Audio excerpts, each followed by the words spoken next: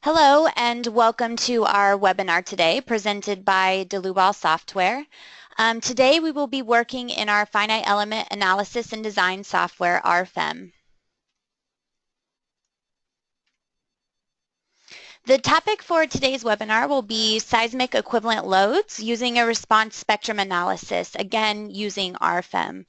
My name is Amy Heilig. I'll be one of the presenters today. I'm located in our Philadelphia, Pennsylvania office. My colleague Stefan Frenzel will also be presenting towards the end of the webinar today and also answering any questions you may have. He's in our Leipzig, Germany office. Just to let you know, you guys can go ahead, show or hide that control panel with that orange arrow if it does seem to get in your way of the modeling or any of the slides. We also want to encourage you to ask questions during the webinar. You can use the chat dialog box down at the bottom, and we will do our best to get to all questions today. If by chance we don't, I'll certainly send you a follow-up email afterwards. With that, I think we can go ahead and get into the content of the webinar. Today we'll be looking at an overview and features of our RF-DYNAM Pro modules. These are add-on modules to our main program, RFEM. We will be utilizing a framework type structure. It's an existing structural system, so we won't be doing much modeling in today's webinar. If you are interested in modeling specifically or more details about this, I would encourage you to go ahead and view some of our previous webinars located on our YouTube site or our website. We'll be performing a natural frequency analysis today in RFEM. Here we'll be importing masses directly from load cases.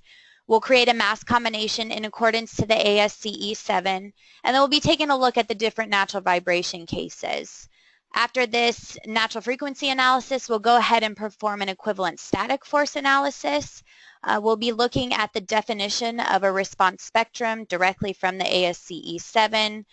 Here we'll go ahead and select our mode shapes that are relevant, and then I want to take a look at a couple different cases, one without accidental torsion and one with accidental torsion according to the ASCE 7. And then we'll go ahead and export all of our load cases and combinations back into RFEM so that we can use concurrently with the other load cases such as dead load, live load, snow load. So as I mentioned, we'll be utilizing the dynamic modules in RFEM. And we have 3 DYNAM Pro modules. The first one is RF-DYNAM Pro Natural Vibrations. This is essentially always needed. This will perform your natural frequencies and mode shapes for any members, surfaces, and solids in your model. Here you can import masses from load cases, you can create mass combinations, and in addition you can manually define additional masses, not only at nodes but also on members, surfaces, lines. We can also include any initial conditions such as axial forces, stiffness modifications, and a little bit more, and I'll be showing that today as well. Then we have our RF-DYNAM Pro force vibrations. This is for a time history analysis, and it's for a multimodal multi-point response spectrum analysis. So essentially you can perform a response spectrum analysis differently throughout a single structure. We won't be using this module today. We did do a previous webinar walking and running across a pedestrian bridge that utilized this module, and it was a time history analysis. So again, this is on our YouTube channel or on our website.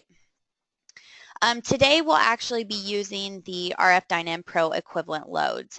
This is a multimodal response spectrum analysis where we will generate equivalent static forces. We'll go ahead and create load cases and result combinations and export them back into RFEM to again use with our other load cases. So with that, I think that we can go ahead and get right into RFEM. So as I mentioned, we have an existing structure here. It's nothing too complicated, just some typical steel shapes according to the AISC, and then we have a couple slab elements for concrete.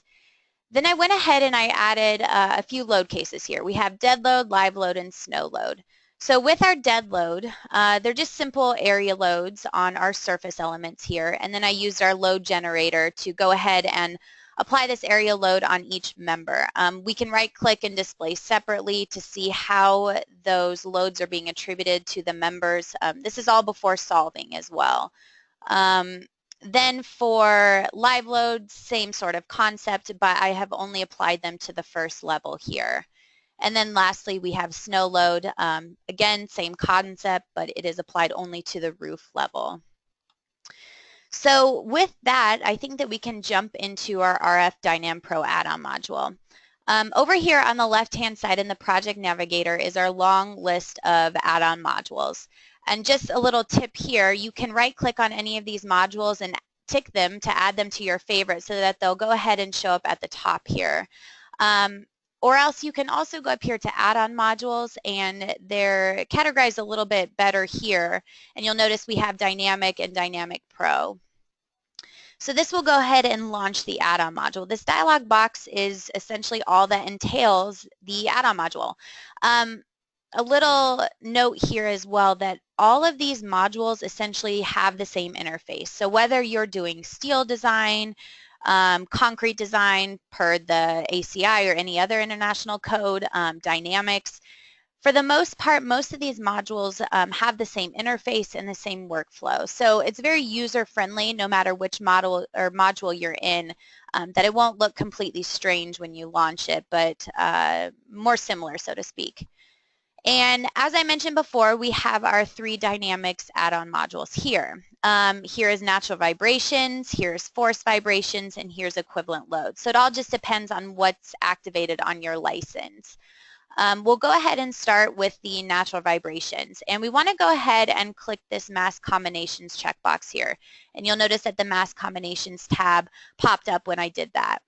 Then we'll move into defining our mass cases.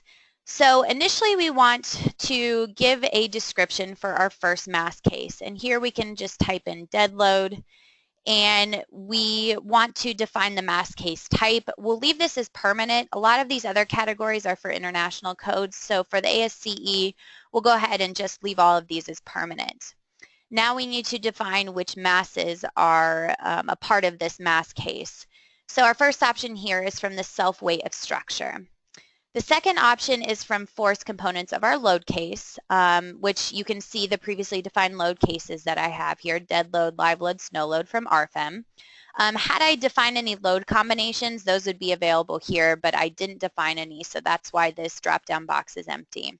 So for our case, we're going to go ahead and leave this as dead load, but what I do want to do is to uncheck this from self-weight of structure. The reason for this is I've already accounted for self-weight in my load case 1 here. So if I have this checked as well, it will count for it twice, which is not what we want to do. We can also manually define additional masses here. This is nodes, lines, members, and surfaces, and again, all of these tabs popped up as we check these on. So for nodal masses, you can go ahead and list additional nodes, define your additional masses here, as well as mass moments of inertia used for torsional modes. We have line masses, member masses, surface masses. It's quite user-friendly to use as well. You can just click in this cell, and then you can actually just define a surface graphically. So you don't necessarily need to know the number of the surface, but rather you can do everything graphically. If we were to define some additional masses, that total would be shown here in the additional masses at. For our case, we're not going to define any additional masses, but what you can do is you can go ahead and calculate the mass quickly, and the program will actually sum up all of your total masses being used for this particular mass case. We can also get the center of total mass in the X, Y, and Z coordinates. If we click on the details button here, it's just a few more in-depth topics I just want to bring up quickly. We have our mass conversion type. So right now the default is set to Z components of loads. So any loads that we have in the positive or negative direction in the Z global direction, those will be considered for this mass case. We have Z components of loads in direction of gravity. So essentially this would be any loads defined in the negative Z direction are used only. And then we have the full loads as mass. So this would be if you had loads defined in the X, the Y direction, the Z direction, all of those would be considered for your mass conversion. The same that we added masses, we also have the option to neglect masses here. If I check that checkbox and go into this dialog box, it looks familiar that we were just looking at, but here you can actually choose to neglect any masses along these elements in the translational or rotational direction. And then we have our acceleration of gravity, which is of course used to convert forces to mass.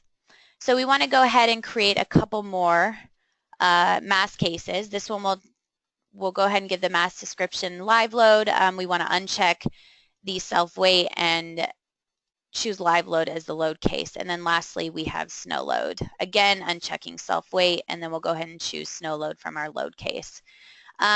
Okay, so we have our 3 mass cases here. Now, the next thing that we want to do is to go ahead and create a mass combination. I want to go back to the PowerPoint here because ASCE 7 in section 12.7.2 addresses mass considerations. Essentially, the code tells us that we need to include all masses above the above the base for dead load. If we have any areas that are used for live load storage, we need to include 25% of this. And then if we have any snow loads that are greater than 30 PSF, then we need to include 20% of this.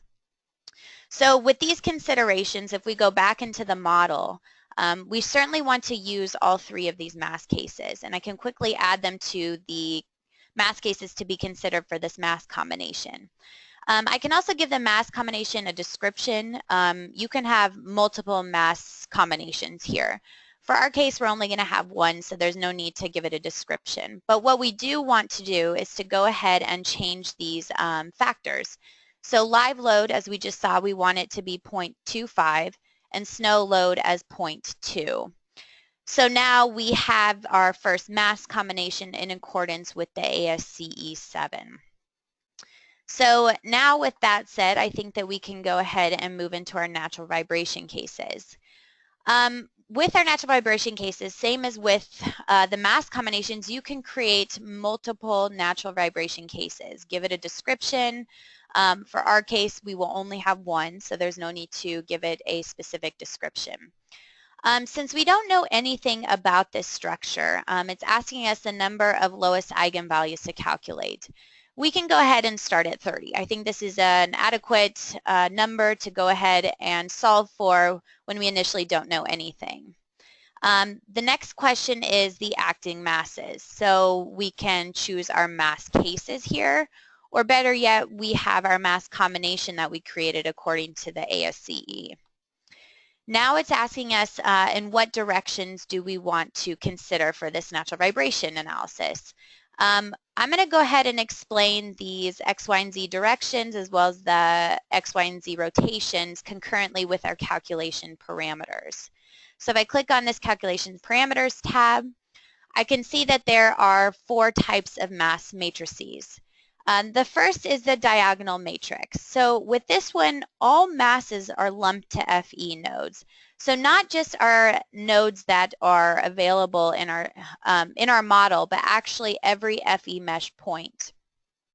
Only translational masses are considered. So this is X, Y, and Z. There will be no torsional modes. So essentially, even if you have these checked or unchecked, it really doesn't matter when you have this diagonal matrix chosen because the program will ignore all torsional modes. However, the exception to that is when we define a mass moment of inertia for nodes. And that was back here in our mass case. If we additionally define masses at nodes, remember we had this option to go ahead and add in a mass moment of inertia here. So for this option, this will actually be considered for our torsional modes despite us choosing a diagonal matrix. I'm going to go ahead and uncheck this since we are not considering that. For the diagonal matrix with torsional elements, this again is where all mass is lumped to the FE nodes. Here translation and rotation are both considered. However, with rotation, it depends on the member or surface element's longitudinal direction. So for instance, we have this beam here running in the global y direction. So masses about the y-axis will be considered. For this column here, it's running in the global z direction, so masses about the z direction will be considered. The rotation is nothing more than their distance to the center of mass combined with the mass of the elements. So that is for this second option here. The consistent matrix is actually where masses are not lumped to FE elements, but rather shape functions are used to distribute the mass. And then we have our unit matrix where the mass at each FE point is set to 1 pound. Both of these are a little bit more complicated, especially the unit matrix. It's more of a mathematical approach for a numerical analysis. So default is diagonal matrix, and we'll go ahead and stick with that. Now the scaling of mode shapes. These top 3 here are just essentially for viewing purposes back in RFEM. We have the square root of the sum of the squares here for our eigenmodes, and we will set that equal to 1. We can set the max of the translational modes equal to 1, or the max of the translational or rotational modes equal to 1. We'll go ahead and leave it as the default here. This other option here, it's actually used internally for a response spectrum analysis and time history despite our selection of these 3. So keep that in mind that this is used internally anyway. This is where modal masses are set to 1 pound for each eigenvalue. The method for solving eigenvalue problems. So for this category, this is more of performance rather than accuracy. All are considered accurate. The question is, what is the size of your structure? So with the root of the characteristic polynomial, this is ideal for small systems. Here, all eigenvalues are calculated. The Lancos is the default, and this is an iterative method to determine the lowest eigenvalues. This is good for medium to large systems. Now we have the subspace iteration and the ICG iteration. This is where only a few eigenvalues are determined, and this is best for large structures, but keep in mind that this is going to be a much longer solve time than when we're using these first 2. The edit FE mesh settings, this just links back to our FE mesh back in RFEM. So this is for the whole program. What do we define our target length for the FE mesh? Initial conditions here, if we go ahead and click on activate, then we can import axial forces, stiffness modifications, and extra options from our load cases. And if I go ahead and exit out of our ADA module and I go back into RFEM, here's where I define my original load cases in RFEM: dead load, live load, snow load. So looking at the calculation parameters for dead load, I have a couple options here. Modify stiffness and extra options. Again, these additional tabs appear at the top. If I go to modify stiffness, you can see here that I now have the ability to modify the stiffness for materials and cross sections, supports, releases. If I go to extra options, there's a few more other details here that we can go ahead and apply, such as initial strain from another load case or combination. We can import a stiffness from RF concrete. So those are what we are referring to when we go back into this Dynam Pro module, and we can activate the initial conditions here. Keep in mind that these are initial conditions. They're considered for the first iteration only because this is a linear dynamic analysis. We'll go ahead and check that off. And back in the natural vibration case, we will just consider X, Y, and Z, although it doesn't matter if we have these checked because we are running the diagonal matrix. So now I can hit OK and calculate. What the program's doing now is just determining the analysis for the natural vibration case. Okay, so if we are back now into RFEM, and you'll notice here that we have our first mode shape displayed, and we can go ahead and move up this table so we can see it a little bit better. And here's our 30 mode shapes that we solved for.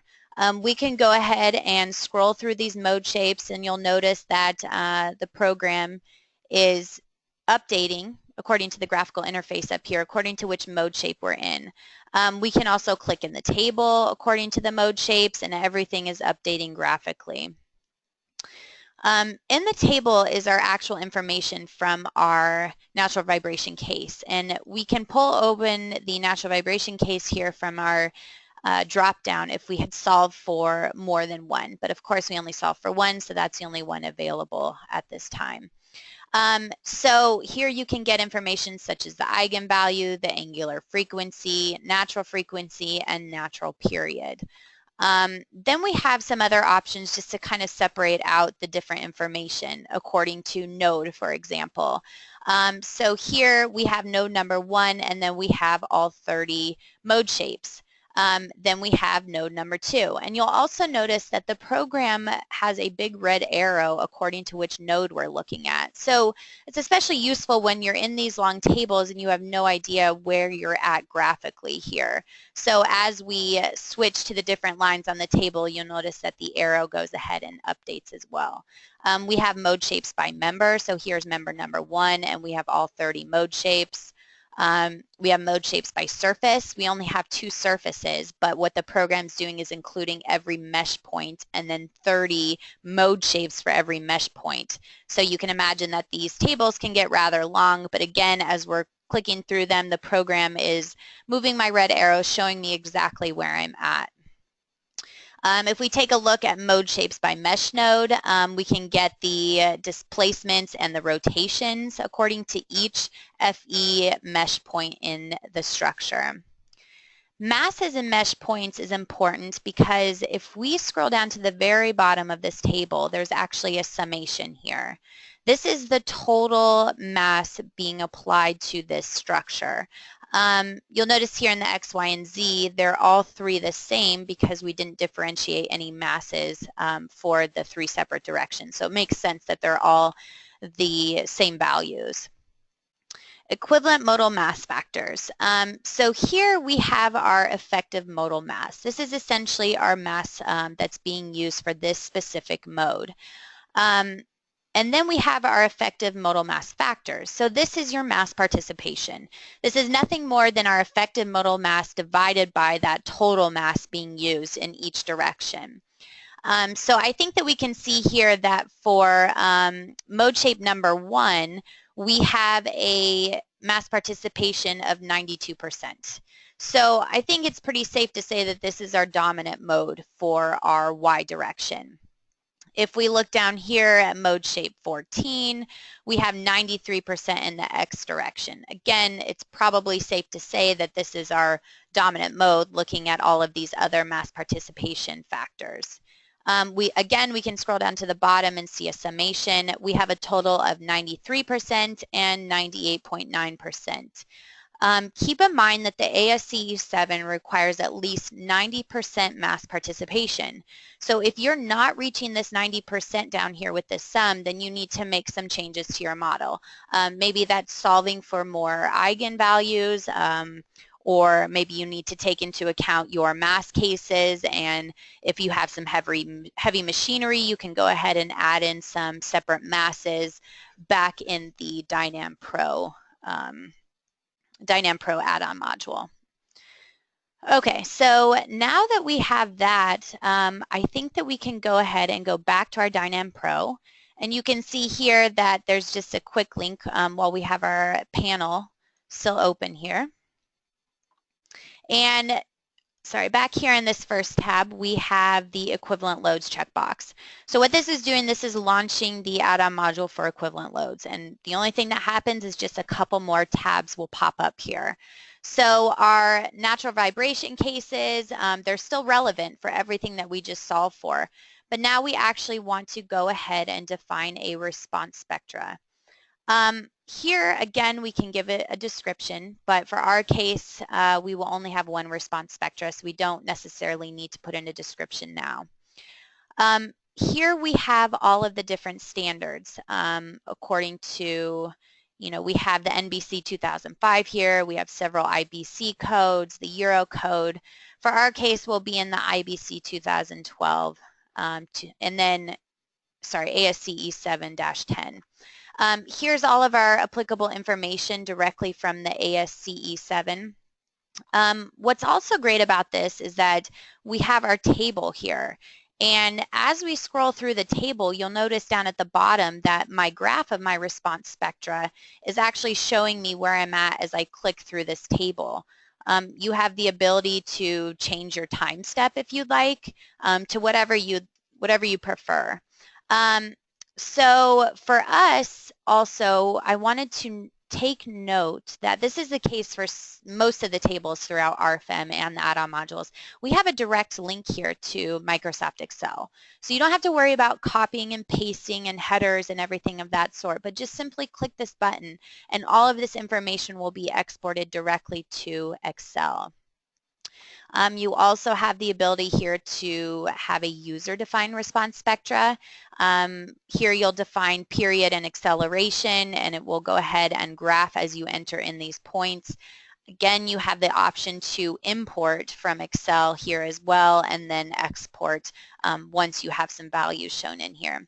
So for us, we'll go ahead and stick with the IBC 2012. I want to go ahead and change my design category to 2.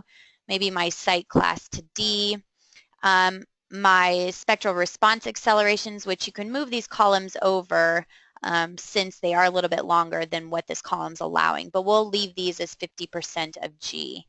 My response modification factor, let's go ahead and change this to 2.0. So now we have our updated response spectra here. Now if I click in the dynamic load case, we'll go ahead and create our first dynamic load case. For this one, we do want to give it a description, and we'll call this one without torsion. And here you'll notice that these options are grayed out. This is for our force vibrations add-on module. So if we did go ahead and activate that, then we would be able to do a time history or a response spectra analysis. But instead, we will be using the equivalent static force analysis to perform a response spectrum. We have our natural vibration case to choose from here. Again, we only have one. If we had more than one, then that would be available in this drop-down. Then we have our equivalent force analysis. So which directions do we want to consider here? I'm going to go ahead and check the X, Y, and the Z. Now there are stipulations in the ASCE 7 that do allow you to neglect the Z direction in a response spectrum analysis. For us, I'm going to go ahead and leave this checked just for the sake of our example, but we will see that the Z direction really doesn't have much influence anyway. This factor I will get back to later on in the webinar, but for right now, we're just going to go ahead and leave this as 1. Now we can also rotate these equivalent loads that will be produced in the X, Y, and Z direction about the global Z axis. So this is useful if maybe you have a structure that's not directly in the X, Y, and Z axis, but maybe more at a skew. So here you can actually rotate your forces about the global Z axis as well with the structure. So that's useful, so you don't necessarily have to be in these direct coordinates. Right now we'll go ahead and leave the accidental torsion off. And then we want to go ahead and generate load cases here. So this is all of the information that will be exported back into RFEM and considered for analysis. So the first one that we have checked here are load cases for all modal shapes. We certainly want to export our modes back into RFEM as load cases. After we do that, we want to further go ahead and produce a result combinations from all of these modes. And how the program will do this will be according to the SRSS rule, which I'll show you in our next slide. Then from here, as soon as we get our results in the X, Y, and Z direction, we don't necessarily know how to apply them to the structure. Do we apply them all at once? Do we apply them only one at a time in each orthogonal direction? And the code, of course, addresses this. And in the appendix, it suggests that we use the 130 rule. This would apply 100% in the X direction and 30% in the other two directions. Then we'll go ahead and apply 100% in the Y direction and 30% in the others, and same for Z. So we'll go ahead and stick with this 130 rule as well. Then lastly, we have our mode shapes here. So this is just all of our information from our natural vibration case. If we hadn't solved for a natural vibration case yet, this would be empty in here, and we would have to calculate mode shapes with this button right here. So you'll notice right now that we have all of our mode shapes selected, but as we saw before, there's several modal mass factors that are just 0 for these modes. So they're really not beneficial for our analysis. So rather than selecting all, I can unselect here and I can individually uncheck each of these that are not being used. Or an even quicker option, especially when you have a lot of modes that you solve for, is you can select all but then deselect modes with an effective modal mass factor less than 0.05. So now you'll notice that I only have my mode shape 1 and 14 selected, and the other modes that are not so relevant are unselected. I take a look here at my effective modal mass factor sum. I'm still above 90%, which is what the code requires. So for this situation, this is fine to neglect all of these under 0.05. If we were under 90% here, then maybe we would need to decrease this number to 0.03, 0.02 until we reach at least 90% here. Again, for our case, this seems to be adequate. So you'll also notice here that as I click on the different modes, I'm getting my period as well as the corresponding acceleration with red lines down here. So again, just beneficial for seeing where you're at exactly on this response spectra. So I think with that, we can go ahead and click OK and calculate. So now what the program's doing is just determining the equivalent loads in the program. You can see it's pretty quick for calculating that dynamic analysis. What I want to show you here is that let's go ahead and start with our drop down here. So now we have some mode shapes here for our load cases, and we also have result combinations. Let me go ahead and clarify a little bit about what exactly was exported from RF-DYNAM Pro. So we're back now into our main program RFEM, but we utilized RF-DYNAM Pro to export our equivalent loads for our seismic analysis. You'll notice here in our load cases, we have our dead load, live load, snow load. This is just what was already defined before performing our seismic analysis. But now we have some mode shapes, and we have kind of a special case here for this structure because we had those two dominant modes, mode shape 1 and 14, for both, or for all of our X, Y, and Z directions. This is pretty rare. Usually you're going to have several mode shapes for all directions in order to go ahead and reach that 90%. But for our case, you know, we do have these dominant modes here, so this is what we chose to utilize in our response spectrum analysis. Then if we go ahead and go to our result combinations, and here is where we have our result envelope, and this is just taking the mode shapes and combining them according to the SRSS rule.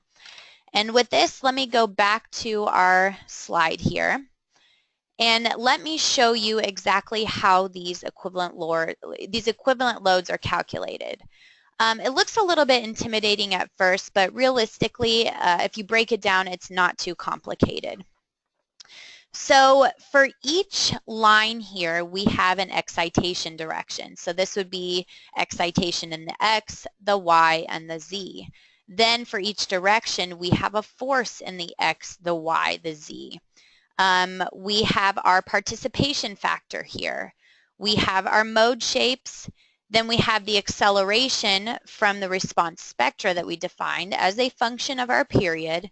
And then we have our masses. Then for each mode, we have this, this output of our equivalent loads, but we need to somehow combine all the modes for a single direction, and that's where the SRSS rule comes into play. So for each mode, like this is a single mode here, this is another mode, we're going to combine according to the SRSS rule, and this is just the square root, sum of the squares. We also have the option to combine according to the SRSS rule, but with the preserve sign option. This is default in the program, but you certainly can check it off. This would take into account if we had a negative moment with a positive axial force. Well, all of those sign options will be taken into account with this equation here. So going back to our model, this is what the SRSS rule is doing here in our X, Y, and Z direction. So you can see here under calculation parameters, we have the SRSS rule. This is just implemented into the program, and then we have the option to preserve signs or to uncheck that, but we want to leave that checked for now. Now again, keep this in mind that typically, which for our next case, you will have more than one mode shape. We just had an ideal structure here where we had one dominant mode shape that reached the 90%, so the SRSS rule is really not too applicable here. Now we have our result envelope according to the 130 rule. So this is what I was explaining earlier, that we have now our forces in the X, Y, and Z, but how exactly do we apply them to the structure? Again, do we apply them all at once? Maybe we apply each one individually, and the ASCE addresses this and suggests that we apply 100% in the X direction while we have 30% in the Y and Z. Then we have 100% in the Y with 30% in the other directions, and then 100% in the Z. So the program automatically calculates all of this for you. So with that said, I want to go back into my add-on modules, Dynam Pro. And now we want to go ahead and create a dynamic load case. And what I can do is I can just copy my selected dynamic load case here so that all of my settings from previously will be remembered for this copied case. However, I'm going to go ahead and title this one with torsion. Now, if we're looking at our equivalent force analysis, we want to check this checkbox here, consider accidental torsion actions. Going back to the PowerPoint, in ASCE 7, section 12842. Accidental torsion is for assumed displacement of the center of mass. And what the code calls for is for 5% of the length in the X direction and 5% of the length in the Y direction to be considered as eccentricity when applying our forces. So our moment is derived simply from those forces that are being applied to our structure multiplied by this eccentricity. So back in our model, we need to define what these eccentricities are. In our X direction, we have 51 feet for our structure length. So therefore, 5% would be 30.6 inches. In our Y direction, we have 16.4 feet. So 5% of that is 9.84 inches.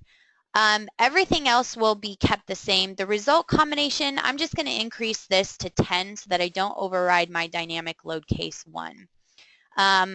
You know, mode shapes, everything is still applicable, so I can just hit OK and calculate. So now the program is going to calculate dynamic load case number 2. The other thing I want to show you as well after we solve is that in our results here, so we already went through the natural vibrations case 1, but we now have a dynamic load case 1 and 2 here, and we have all of our different mode shapes. The advantage here is to again scroll to the bottom, and we can actually see, let me go ahead and go back to dead load or dynamic load case 1. We scroll to the bottom here, we can actually see the equivalent sums that are being added up in each direction here. So that's what these are essentially used for, these tables. So something to keep in mind there. And we can click on all mode shapes. You can view one mode shape at a time. If we're under all mode shapes, then you know, we can go ahead and see the sum that's being applied. Z direction, again, is very small, so it's not very applicable, but our X and our Y directions, 115 kips, and then in the X direction, we have 117 kips.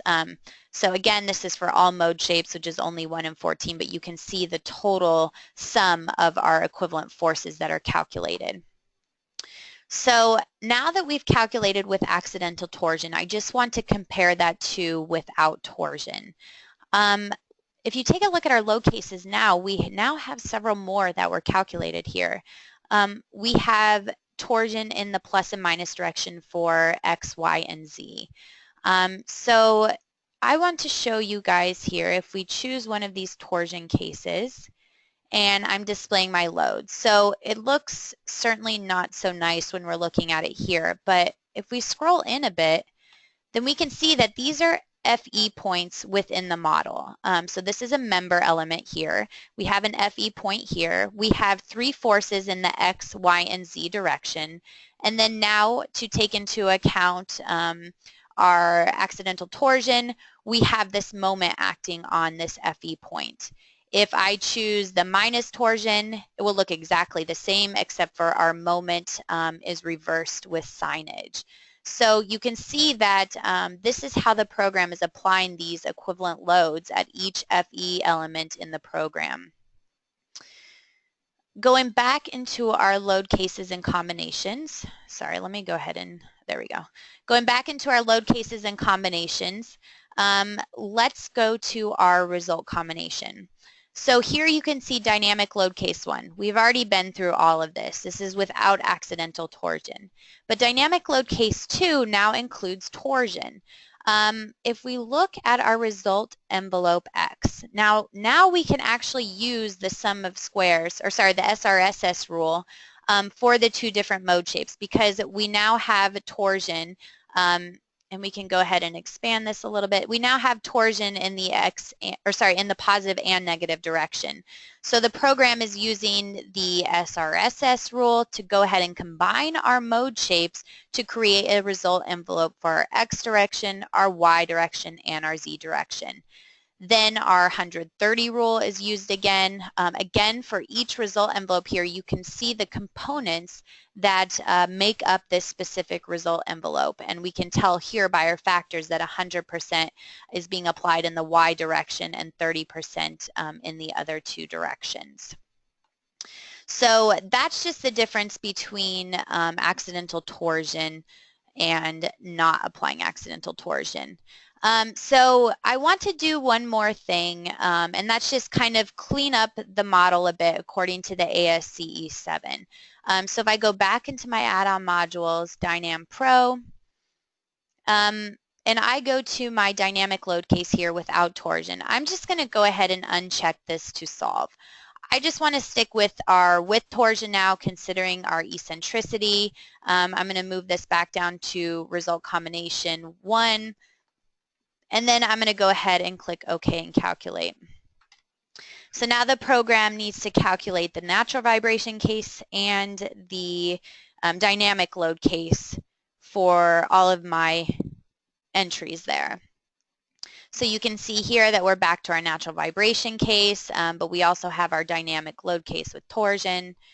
And again, I want to revisit this load cases and combinations. So going back to the PowerPoint, we now have these E loads. This is an ASCE 7. Everybody's familiar with this. These are our simple load combinations according to LRFD and ASD. The program with our Dynam Pro add-on modules has calculated these E loads, but now we need to somehow combine them with our dead load, our live load, our snow load. We also have our ASD combinations here. For us, we'll go ahead and stick with the LRFD load combination 5.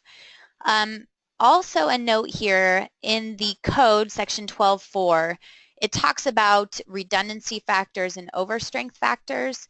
This is something that you will want to take a look at, and if you meet the requirements for either redundancy factors or overstrength factors, the code actually calls for the replacement of load combinations according to these sections here. So sections 2 are now not relevant, and you will go ahead and replace with the load combination set forth in section 12.4. Again, for us, we'll go ahead and stick with LRFD load combination 5 here. So back in the model, again, as I mentioned, we already have our earthquake loads, but I want to create a new result case here. And for the description, this is just from my knowledge to kind of know what result combination I'm running. I'm just going to type in what the LRFD equation 5 here. And we clearly see that we have dead load, live load, and snow load here. So I just want to add all three of these load cases here. I need to adjust my factors a little bit to 1.2. My snow load will be 0.2. And then now I need to somehow take into account this earthquake load. So we have our earthquake loads according to the 130 rule, but the question is, do we need to create a result combination with this first result earthquake loads, then another one including the second one, and another one including the third, since we don't know what the worst case is? But the answer is actually that we can use the program to help us here. If I go ahead and select all of these 130 rules, there's a button here called Add Selected with Or.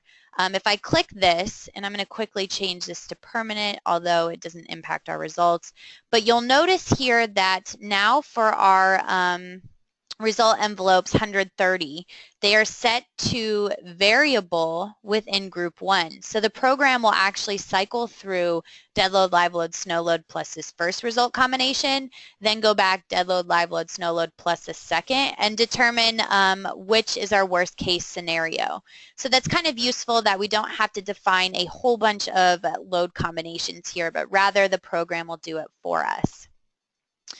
So now that we have that, we actually have this result combination available here, and I can just simply run it as I would any other load combination in the program.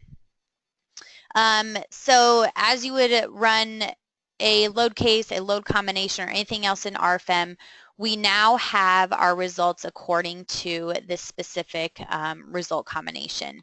Here we can take a look at our global deformations, we can take a look at our members, and maybe we want to look at the normal forces, the shear forces. We can also take a look at our surfaces. If I turn this into wireframe, we can look at the contours according to our moments within the surfaces, stresses, anything else. So for that, it essentially sums up how to combine the equivalent loads with our other load cases. Now, the other thing that we quickly need to talk about, and that would be the story shear and drift. Base shear and story shear are important topics in the ASCE 7. So we want to take a look at a quick way of how to actually gather that story shear and base shear information. The other thing is our drift information. Here I'll just utilize our tables and our nodes to go ahead and define what we want to look at with our drift. So back in the model, if I take a look at this and I go ahead and select these two columns over here, and I'm just holding down my control button, I just drag it and drop it here. It's asking me, do I want to clear my results? That's fine. So now I just have this column kind of floating out here in space, and what I want to do with this is to select everything. I'm going to right click, edit my member, and then under member type, the typical type is beam, but we have several other options here, of course. But one of the options is a result beam. And if I further clarify some properties here, I can go ahead and define what exactly entails in my result beam. This is going to integrate stresses and forces, and what I'm going to choose is from listed include objects.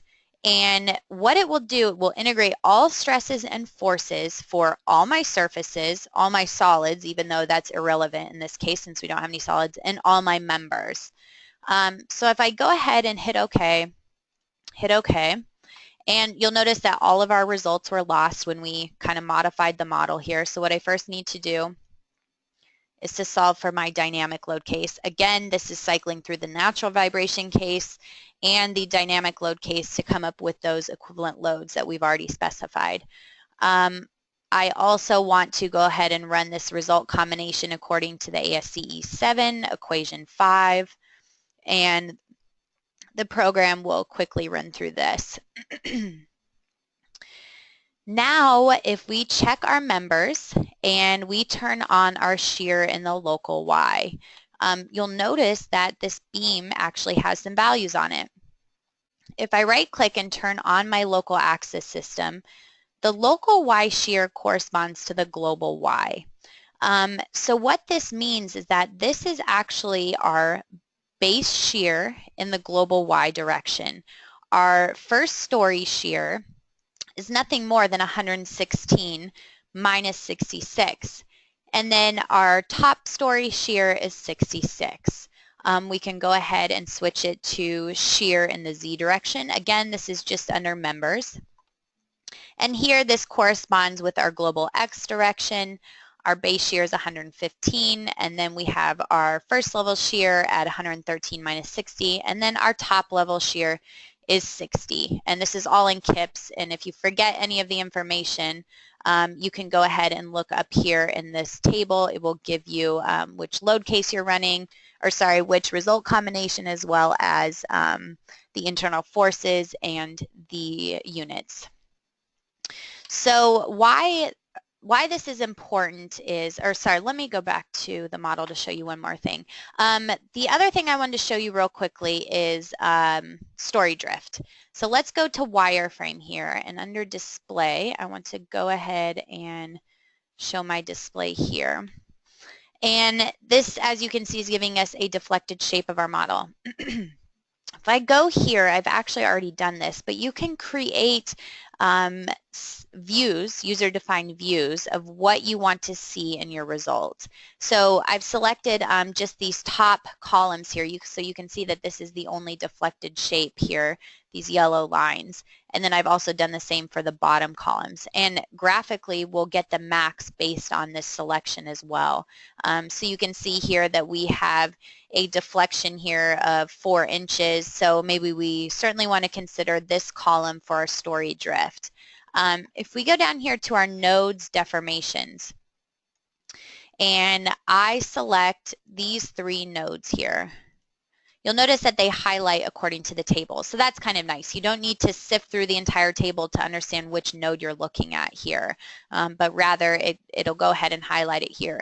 But I can also go ahead and use this button, show selected objects only. And now only my node numbers 32, 33, and 34 are shown. I can go ahead and show my numbering here to understand where I'm at, and then I can get information about my story drift. So the reason why base shear is important quickly is that according to ASCE section 12.9, it states that when our modal base shear is greater than 85% of our calculated base shear. Our modal base shear is what was calculated from our response spectrum analysis.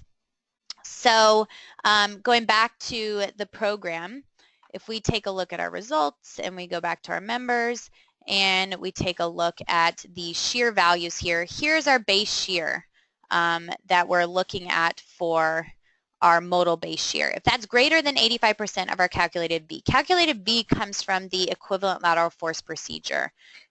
So that's just spelled out directly in the code of how to calculate that. Then if this equation is met, we need to multiply our forces by this particular factor here. And the question is, where do we use this factor in the program?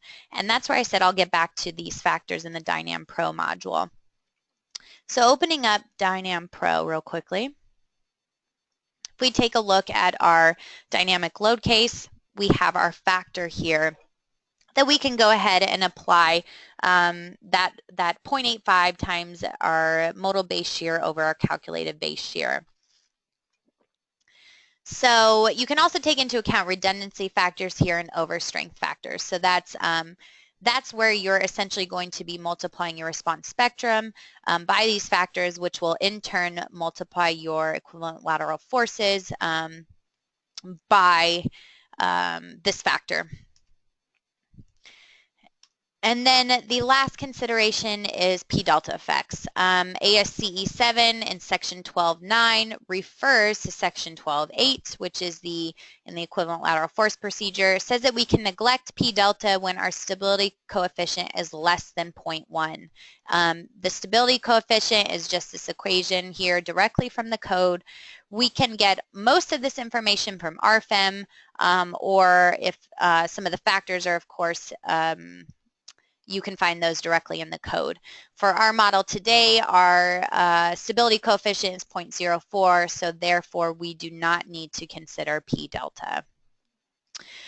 With that, I quickly want to turn it over to my colleague Stefan, who will be going over a few more key points in our next release of RFEM. Okay, hello. So, here we have, of course, new features for the new module RF-DYNAM Pro. The first is the QCQ rule for the equivalent forces procedure. So that means we have now a complete quadratic combination in the next customer version of RFEM or RF-DYNAM Pro. And with this rule, is it now possible to consider damping effects in the superposition of the result. Yeah, therefore we have two options in the new RF-DYNAM Pro or in RFEM, of course. The first one is that we can consider this new rule in DYNAM Pro directly, or we can create earthquake load cases manually and can use them afterwards in the result combination and can choose there the QCQ rule. For the QCQ rule, we have here now the option to consider the layer damping or a relay damping, and the values which we need just for this are the damping values and of course the angular frequency of the used modes. Yeah. I just want to show you how to work with these new options here in the program. Therefore I will switch to RFEM, and here you can see, of course, a small model which is nearly the same like Amy's before. And here in the DYNAM Pro module we have now the option in the dynamic load case to consider this CQC rule. Yes, of course. Here for this rule we just have to check in, and if we want to use this rule we get a new tab where we can put in the damping. So the damping here, of course, the relay damping coefficients or a layer damping, or of course we can give a layer damping differentially for each mode. So if we choose this one, for example, we can choose for every mode a known damping. So normally we just use the layer damping here. I will take just 5%. I think that's enough for this small example. And now we just have to calculate it. And we will see now, of course, the results with layer damping, which is here in the result envelope. We have here, of course, we have to calculate it again because it's an envelope of the results. So we need the results from the load cases, and therefore we see now here the deflection. Here we have now also the option to edit a result combination, and in this result combination we have here our calculation parameters. In this calculation parameters we see now here that the CQC rule is used, yeah, because we created these result combinations in DYNAM Pro and they were exported to RFEM afterwards. Here you have, of course, an info. You need, of course, earthquake load cases if you want to use this CQC rule. In the load cases you can also we have the load cases. In these load cases here you have, of course, some new options, and here you see, of course, the angular frequency and the last damping which is used. The angular frequency is here used from the Dynam Pro module, and here you don't have an option to change something, because if you want to use it as a user-defined load case, then you have to change at first the general data, so the options, and here you can of course use RF-DYNAM Pro, use CQC rule and less damping, and if you create now directly a new load case, which should be here of course an earthquake load case, then you have the option to change of course the angular frequency, and the damping is here of course used with 0.05, so 5%, and yeah, this was possible also to change in the basic settings of the module. Another new option is the combination of signed results. So signed results using dominant mode is it called, or we call it like this, because here yeah, that's a new type of combination. So that's therefore you can use also the SRSS rule or the CQC rule, and if you use it, you have then the option to use the signs of the prevalent eigenmode and to take these signs for the whole result. So that means that you don't get two signs for each result combination. Yeah, with this rule is it now possible to get a unique result. Yeah, so I will show this also in RFEM, and therefore I have to switch back to RFEM, and maybe I show you at first the result of the result combination which we created here, the result envelope in X direction. And here you see always two results, yeah, one in the X direction and one in minus X direction. This is caused by the SRSS rule or by this quadratic combination, because you will lose your signs and you will get two results. And if you now want to change that, you have to go back in the result combination. So for example, for this result combination, and you can edit this result combination in the calculation parameters and have now here the new option according to load case or combination, and can choose directly here a mode shape. From this mode shapes, the signs will be used and will